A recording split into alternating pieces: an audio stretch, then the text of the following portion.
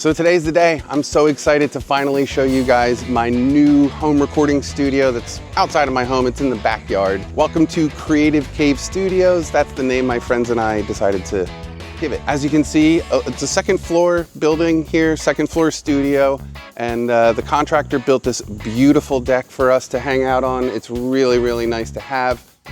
This table back here, we've been doing a lot of writing sessions, a lot of, lyrics and songs, jam sessions, just brainstorming. In general, this space so far has been epic and very, very fun and very creative. One of the things that I did, and I just want to point it out, is that I did paint it this sort of like aqua blue, the trim and stuff here, and that's sort of a little nod to my days when I lived out in Santa Fe, New Mexico. Used to live with Marty Schwartz. That's where I learned really how to be creative, and so I just sort of wanted to give it a nod to that. But yeah, so this is the outside. The deck is beautiful. It's sort of like being in a tree house actually, because of this tree over here, which is really big and beautiful and protects us from the sun and the rain. It's a great tree, but more or less that's it. That's the deck. So let's go inside and I'll show you all the fun stuff that's in there. All right, let's go. Right, so this is basically a little reception area over here. You gotta have a little reception area if you're gonna build one of these things. So we built a little coffee bar. Actually, my wonderful girlfriend Marissa bought this for me for my birthday and assembled it and everything. Keurig, you got some booze and, paper towels, all that kind of good stuff. Chips. I have a snack tax. If you come over here to record with me, you got to bring some snacks because snacks are good. But in general, just a little area. We got a cooler, what do you call it, a little fridge down here with all the necessary things for a recording studio, beer, wine, ice cream, stuff like that. And of course, the old school water cooler, which I think is, I was surprisingly excited to get this. I don't know why, but having my own water cooler like in an office space really felt good. I don't know why I like that thing so much, but I do. Anyway, let's spin the camera around so you can see the whole room. Check that out, you guys.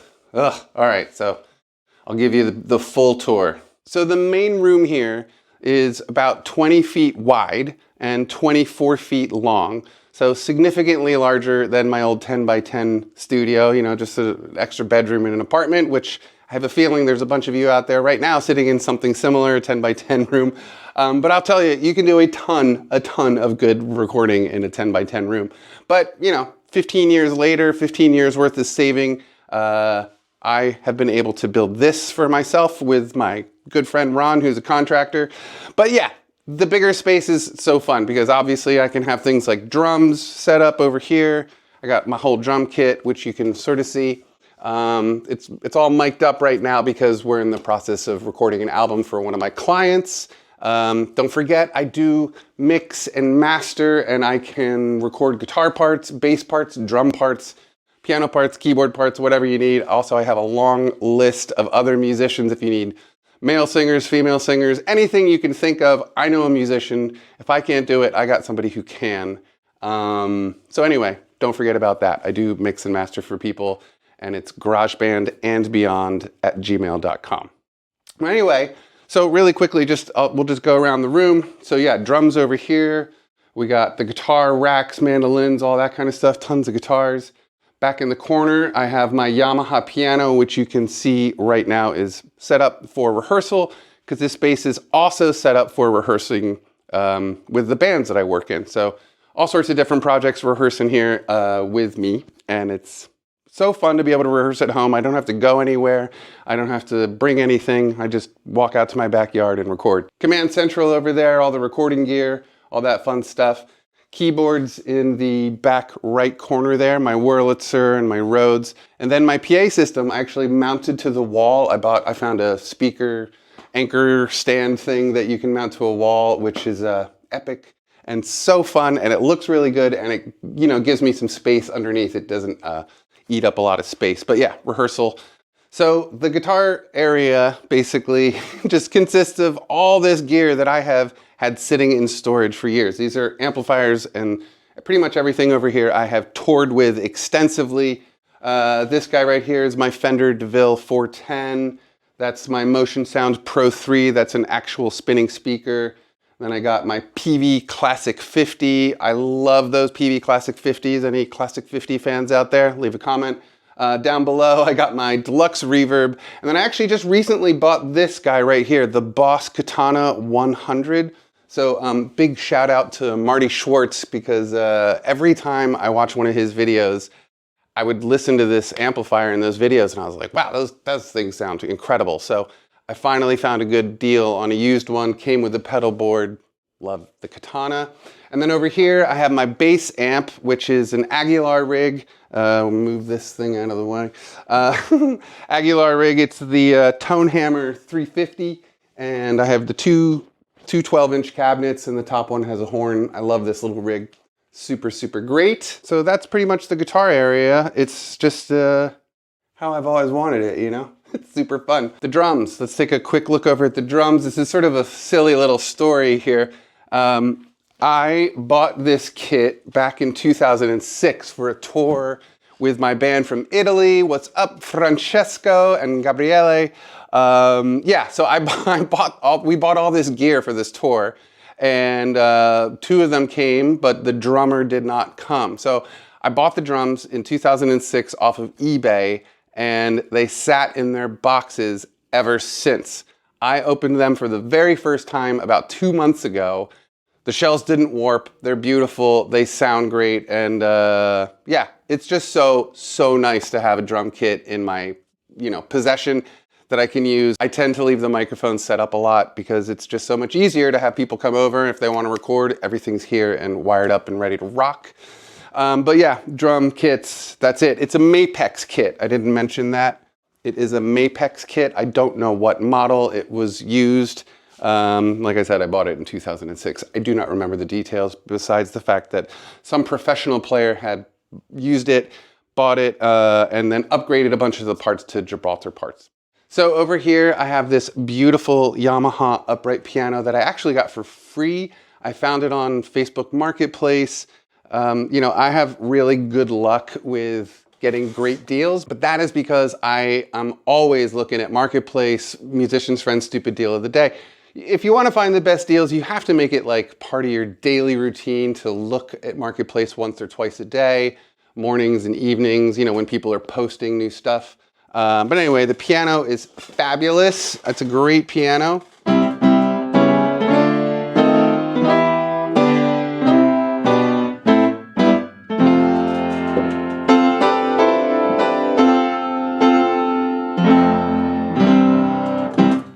Upright piano. I had it tuned. It needs a little bit of mechanical work, but otherwise it's a fabulous piano. And as you know, I do play piano for your recordings. GarageBandandBeyond@gmail.com. Have me record. I want to record stuff for you guys, so don't forget about that. All right, let's go to the other side of the room and I'll show you what's over there. So over here, basically, I have my keyboards. I have my Wurlitzer 200. I got my Rhodes over here. And then back behind me is the my PA system, which is just one of these little Fishman SA220s, which is going in through the mixer here. This is just some stupid, like the cheapest mixer I could find on Amazon. I didn't need anything crazy expensive. This is just for rehearsal purposes. So it doesn't have mute buttons or anything on the channel, but yeah, that's that. So over here, let's take a good look at my beautiful desk from BUSO Audio. I love this thing. This is the controller desk they make specifically for the SSL controllers. As you can see, I bought all of them. And if you are curious, if you want one of these desks and you might have 2 of the UF8s or something like that, you can get these custom ordered and they will make it wider for you by whatever dimensions you need. It might take a little extra time. Just be patient. They're a small company and influencers like me have helped them become a bigger company, but they're struggling a little bit, just a little bit under the pressures of it's a small company and they're getting a ton of orders because of people like me who, rant and rave about how beautiful their desks are. So anyway, BUSO Audio controller desk, super great. The other thing that's really nice about this desk is that not only does it fit all the controllers, but it also fits down there on the end my PreSonus monitor station, that's the version 2, but just somehow it just magically fit in the row and there's enough space for the cables on top and everything like that. So that was a nice addition. The new big deal though, besides all the SSL stuff that I got, like the controllers of course, but down here in the rack, I have the PureDrive Octo Pre. So this is 8 channels of SSL preamps. If you don't know, SSL is one of those companies that pretty much since the 70s, 80s, 90s, and even through today, they have made some of the most coveted mixers out there, some of the, you know, the mixing consoles. And one of the big deals out of them is those preamps. So I was able to, you know, they released this a few years ago now. And so I use it primarily for drums. And I have a snake that I have one 8-channel snake that is dedicated to that one preamp. And I run it out across the room. That way I have one cable running across the room, not, you know, however many I need for the mics. But yeah, I just have one big fat cable running across the room. The snake sits down by the drums and, you know, then I can just plug in everything right there.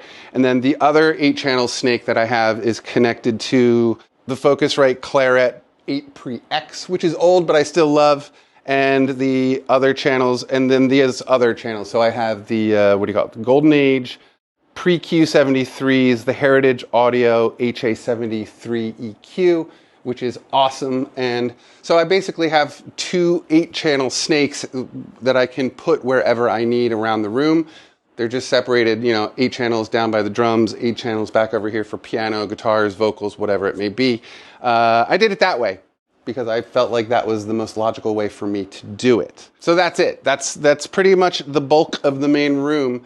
So now I want to talk a little bit about how I did the acoustic treatment. Like I said earlier, it's 20 feet wide, 24 feet long. So basically what I wanted to do was to split this space up into 2 sections, right?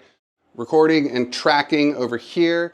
So the way I treated the paneling over here was a lot more minimal, right? Down here, I wanted it to have some room reverb. I didn't want to completely deaden the sound and kill the sound because, you know, that's no fun for recording. You want that like natural reverb sound. If you can get a good one, it's worth doing. So I did put these panels up all over here that you can see. They come from an eBay store called ATL Acoustics.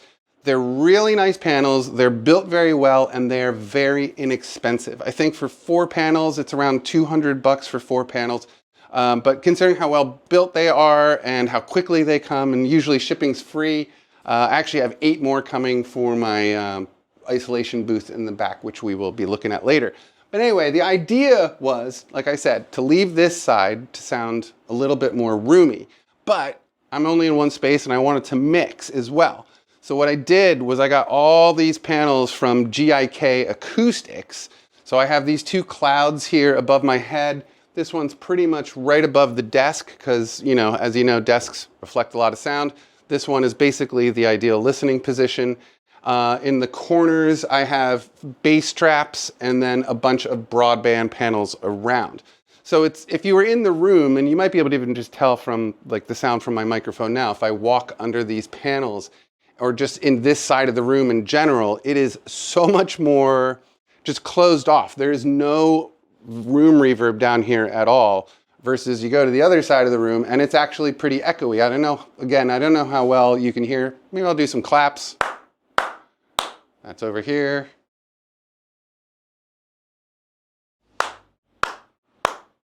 That might have worked. You might have heard something. But anyway, if you were in the room, you would totally know. This side is much more dead sounding because that's what I wanted for the mixing. You know, I didn't want to be mixing around the room reverb too much. So it worked out perfectly. The idea works perfectly. If you have a big space, this is something I recommend doing because it works. I don't, you know, when I'm sitting here mixing, the back wall is so far away from me that I don't hear it coming back, and I don't listen, you know, from the back of my ears, right? So everything that's coming at me, all the reflection points, all my, you know, first points of reflection, all of that has been properly treated with GIK acoustic panels. GIK will make the bass traps that you see in the corner. Those are custom built just for the size for this room to fit in those corners perfectly. Was no extra cost. You just tell them what sizes you want. Takes a little bit longer, no big deal. But GIK Acoustics makes excellent panels. They are not the cheapest, but they are, I think, probably the nicest They use the nicest materials and they just work. I think they built panels for Abbey Road, so you know, good for them. That's pretty much this area. You know, all the monitors and all that kind of stuff, my Atom A7Xs, and of course the Ikmultimedia MTM Mark IIs, which are 10 out of 10 good. I love those things. Before we go into the isolation booth, I want to show you guys something that I did, just how I'm able to get cables into that room. I didn't put like a junction box. I did something a little, I don't know, it was my idea. So let me show it to you. All right, so if we come over here, back to the isolation room, it's more of a room than a booth, but it's actually pretty good size. But before we go in, let me show you. So this is what I did here. This is just an idea that I had. As far as getting cables and stuff in here, I had this PVC pipe put in the wall, and I built, you know, had these caps cut out. You do have to sand out the inside so they slip on and off nicely. I got a headphone cable going through there now, but I like this better than having, you know, the box on the wall with a bunch of XLRs here and a bunch of XLRs on the other side. That limits you to however many channels you put in the wall. And then it's just another connection point. It's another point of failure. You just don't need all those joints. You can just stick a wire through the wall, no big deal. But I'll show you down here is the snake I was talking about. So I got these from Seismic Audio. They're really nice. And as you can see, I have the 3 preamps, my GA and my Heritage Audio preamps are all plugged into this, and then these guys right here are all for the Focusrite. But anyway, let's go into the sound booth. The booth is not quite finished, like I was saying earlier. I have a bunch more panels coming from that ATL Acoustics company, the eBay one, to do that surface and then this ceiling surface over here. But for now, it actually works pretty well. I do have 2 panels, you know, one there and one there. And then I have 2 more on the other side. And a couple of, you know, foam bass traps, just trying to get rid of the slap back. Those actually did work pretty well for removing some of the slap echo that was in the room. But anyway, yeah. Storage space for my drummer friend, Jim Kittleman. What's up? His rolling drums, you know, what are you gonna do? Hey, if anybody knows what that thing is, leave a comment. It's a pretty fun thing that I recently got. Very fun thing I recently got. And then over here, I have the microphone cabinet. And you guys probably remember in my old space, I had a gray one. These come from IKEA. They are fabulous. They look good and they, you know, good way to store your microphones where they don't get dusty and all that. Now this thing over here, check this out. This is one of my ideas and I will make a video of it, but it's actually a coat rack that I sort of modified. Basically the way you assemble it, I just took out one part of the middle and I just made a short little cable stand, which is, I can't believe it took me this long to figure that out, but super good.